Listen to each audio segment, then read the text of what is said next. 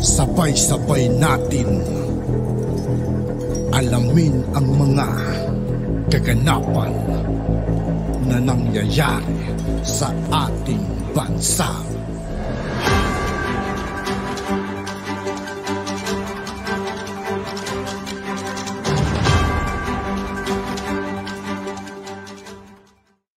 Yo, what's up mga kaibigan? This is I2K po again. Ngayon nandito naman ulit tayo sa channel ni Pinas News Insider. Dito naman ulit tayo magbibigay ng komento at reaksyon. Kaya samahan nyo ako guys. Let's go! Ito ang balita ngayon. Viral ngayon sa mundo ng social media. Ang di umano'y balitang Congressman Rodante Marcoleta binanatan si Mayor Tumang at ang spokesperson ng DBP dahil sa di umano'y sabwatan na nangyari. Pero bago ang lahat, kung bago ka pa lamang sa lahat ng hindi pa nakasubscribe mga kaibigan kay Pinas News Insider, mag-subscribe na po tayo at huwag nyo rin pong kalimutan mag-subscribe dito sa aking channel. Sa aming channel, please huwag kalimutang mag-subscribe at i-click ang notification bell para mas maging updated ka palalo sa lahat pa ng bagong video na i-upload namin. At eto na nga mga kababayan, ito di umano ang napapala ng mga nagmamarunong sa batas na humaharap sa Kongreso sa pagpapatuloy ng hearing kaugnay sa maanumalyang 950 milyong loan ni Mayor Tumang ng Mexico, Pampanga. Ay atin ngang napag-alaman na itong DBP na bangkong pinagkakautangan ni Mayor Tumang ay hindi man lang nasuri ang kalidad ng lupa o na-inspeksyon ng lugar kung saan itatayo ang bagong munisipyo. Sa makatuwid, hindi nila chinek ng mabuti kung mayroon bang aktibidad ng economic growth sa lugar kung saan ipapatayo ang munisipyo at basta na lamang silang nagpautang. At ang pananaw ng congressman ay parang mayroon di umanong nangyaring sabwatan sa pagitan ng DBP at ni Mayor Tumang. Kaya naman ang tinanong siya ni Congressman Marcoleta at hinamon sa mga probisyon ng batas kung saan nakasaad kung kailan dapat pautangin ang isang munisipyo, ay lakas loob itong sumagot na mayroon daw salita na probisyon na maybe. Kaya sila nagpautang kay Mayor Tumang ng 950 milyon. Kaya naman pinahanap. Grabe mga kaibigan, ang laking pera nang nakukuha ng pera. 950 million mga kaibigan. Grabe yung laki ng pera na yun, 950 million. Ni Congressman Marcoleta ang salitang maybe. At ayon pa nga kay Congressman Marcoleta, pag nahanap niya yung salitang maybe sa probisyon ng batas, aalis siya agad ng Kongreso. Ngunit hindi naman makita ito ng representative ng DBP at tila napahiya ito sa loob ng Kongreso. Kaya agad itong humingi ng tawad sa mga congressman. Samantala, hindi naman mapigilan ng marami sa ating mga kababayan na magbigay ng kanilang hinaingat komento sa mundo ng social media. At ayon pa sa kanila, PBBM gustong makita ng taong bayan na sinumang opisyalis ng gobyerno na mapatunayang nagnakaw sa kaban ng bayan ay kaakibat na mabigat na parusa ng di na mapamarisan. Makukulong ba habang buhay? Di ba dapat bitayin na lang? Dumami na ang magnanakaw. Walang ibang sigaw talaga mga tao mga kaibigan. Dapat talaga may ibalik talaga yung death penalty. Para yung mga ganitong klaseng corruption mga kaibigan may iwasan. Kasi pag meron yung death penalty mga kaibigan, pag kung sakaling meron man yun, magkakaroon ng takot yung mga yan, yung mga corruption na yan. Yung mga nagiging libangan nila paggawa ng masama, pagnakaw sa kaban ng bayan. Grabe. Sa government. But sana kung taga 10 piso lang yung kinukurakot nila eh. Hindi, milyon-milyon mga kaibigan. Maging sa mga lokal na pamahalaan, kakawalang tiwala na po talaga. Pera-pera na lang sila. Wala nang mabuting layunin. Payamanan sila. Hindi kayo pwedeng magsinungaling kay Congressman Marcoleta. Mahuhuli kayo't mahuhuli kung kayo ay nagsisinungaling. One of the best sa congressman yan, si Congressman Marcoleta. sana din po, Congressman, may makulong para mabawasan yung mga corrupt and Mr. Assessor, meron po kayong records of sales sa inyong opisina. Mayroon po kaming nakuha ang sales doon 2019, sir, Your Honor. In the amount of 1,000 per square meter. 2019 pa po yun, Your Honor. Nakuha namin po sa Register of Deeds yung certified true copy. Hindi po, yung records of sale po kasi, bukod sa opisina ninyo, meron din ang Register of Deeds. Doon po kasi mapagkukumpara natin kung para maging merong due diligence po yung ating pagtatawad, pag-negotiate. Makikita natin ang nagsibili doon sa lugar na yon.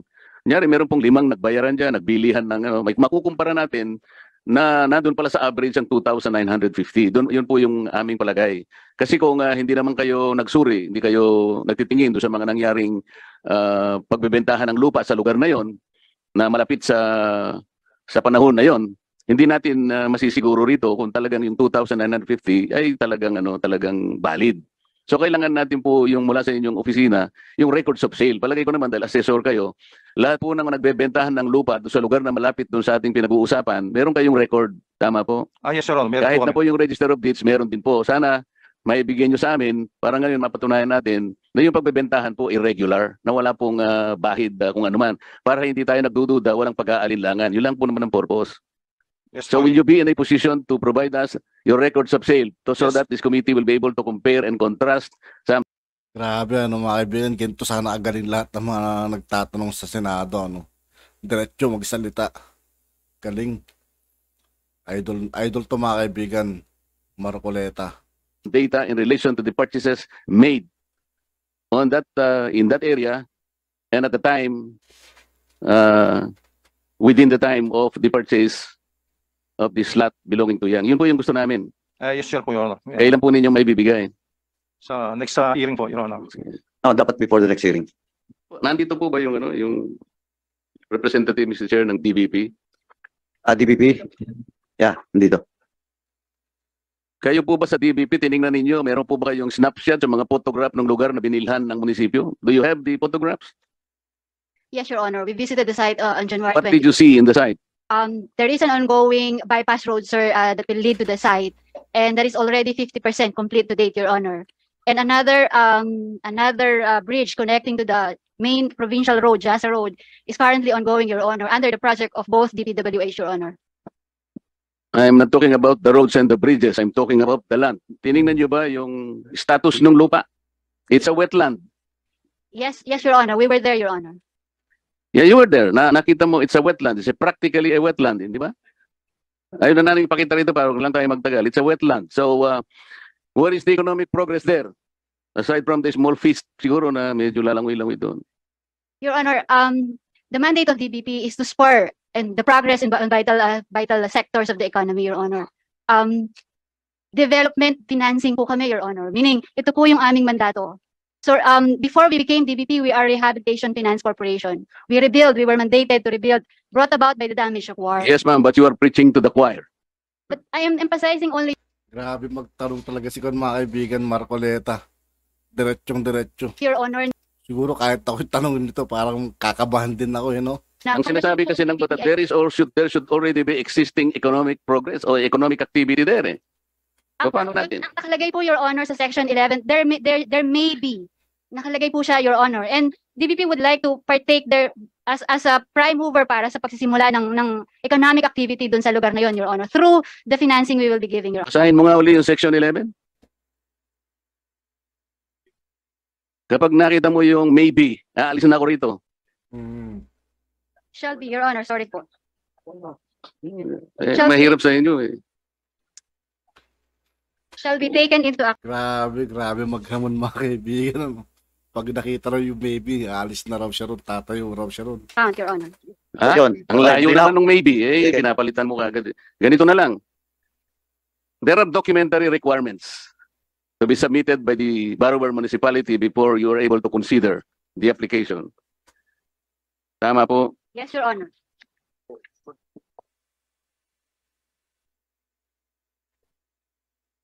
Meron pong comprehensive plan na sinabit sa inyo.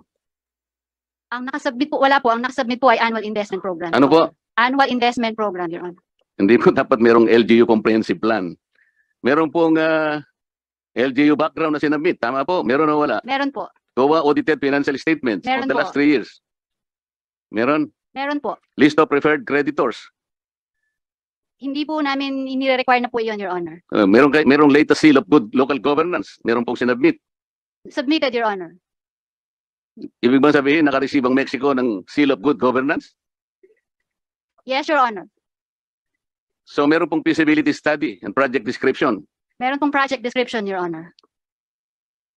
Meron pong sinabit a complete set of approved building plans and specifications, detailed bill of quantities of materials, cost estimates, scope of work, details of engineering design and location, vicinity map, survey plans, construction contract, etc. Meron po. Wala pa po yung mga construction contracts. Only the bill of materials, the drawings, and the plans. Eh, yun nga po ang lahat ng mga nakalagay po sa inyong brochure, yung asenso eh. Your Honor, these are pre-release requirements, Your Honor. Photocopy of owner's duplicate title certified by the blah blah blah. Meron po. It's a pre-release requirement, Your Honor. Ano po? Pre-release requirement, Your Honor. Oo nga, ang tinatanong ko po, sinabit na. Wala pa po, Your Honor. Okay. Certified true copy ng lot plan, vicinity map, duly certified by geodetic engineer. Wala pa po, Your Honor. Progress billing, accomplishment, report, subsequent, staggered mode of release. Meron po, wala. Wala po, Your Honor. These are pre-release, Your Honor. So ano po yung status ng application ng munisipyo ng Mexico, madam? Ang 950 million loan po ng LGU Mexico ay approved ng DBP. Subalit, marami pa po kaming hinihingi mga post-approval at pre-release requirements. Okay. Wala pa pong nare-release ni Piso para mula dun sa account. Your Okay, Honor. salamat po. Yung pong application ng munisipyo, totaling 950 million pesos, alam po ninyo. Yes, Your Honor. At sangayon po sa local government code, meron po silang debt servicing limit. Alam din po ninyo siguro yun. Yes, Your Honor. The servicing limit is something like 20%, Mr. Chair, of the regular income. Will you define regular income, madam? Regular income comprises the tax revenue and the business and economic income of the LGU, Your Honor. Okay. What is the estimated annual income of the municipality of Mexico based on your description? The average locally sourced income is 208,898,000, Your Honor. 208 million. What is 20% of 208 million, madam?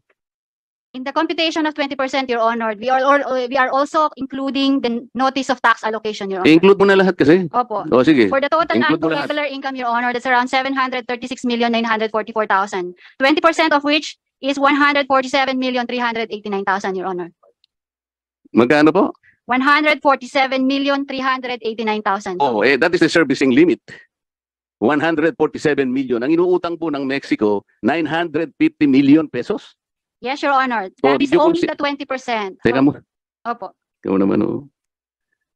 950 million pesos ang inuutang nila. So alam mo pala na ang debt servicing limit is only up to 147 million pesos. May I clarify that, Your Honor? What will you clarify? The 147,389 represents only the debt servicing in a given year. You're questioning, Your Honor, you question, Your Honor, the 950 million for the borrowing capacity. That's another thing, Your Honor. It's 1.2 billion, Your Honor. That's the borrowing capacity of the LG within the 950 million approved loan for the purpose, Your Honor. Kasi ang pinag-uusapan lang natin dito, madam, is the 950 million pesos. Ibig mo sabihin doon lang nakapako lahat ang pondo o bayarin ng Mexico Pampanga? Napakarami pong bayarin yun. Napakarami pong meron pa silang 20% development projects, meron 5% sa ganito, may 5% sa ganon, di ba? Meron silang personal services and so on and so forth. It is on that note, Your Honor. Kaya nga po, 20% lamang yung allocated for debt servicing. It is also on that note Kaya that nga ganito yung pong 20% sa debt servicing, yun nga yung ating parameter. It's only 147. Sana ang aming iniisip sa committee, you should have been siguro circumspect. Masyadong mataas yung 950 kung i-consider debt servicing limit imposed by law. It's 20%. So kinakailangan ng Mexico for the total duration of the payment, kailangan ang ma-accumulate na income external or internal ng munisipyo ng Mexico should be in the vicinity of 4.7 billion pesos para yung 20 million na yon na debt servicing ay maging regular. At yun na nga mga kababayan. At yun nga po mga kaibigan, dito po nagtatapos ang ating reaction video. Muli ako po si I2K ng Sundalo ng Tunggalo at 811. Maraming salamat sa patuloy na pagsuporta. Yeah, peace out.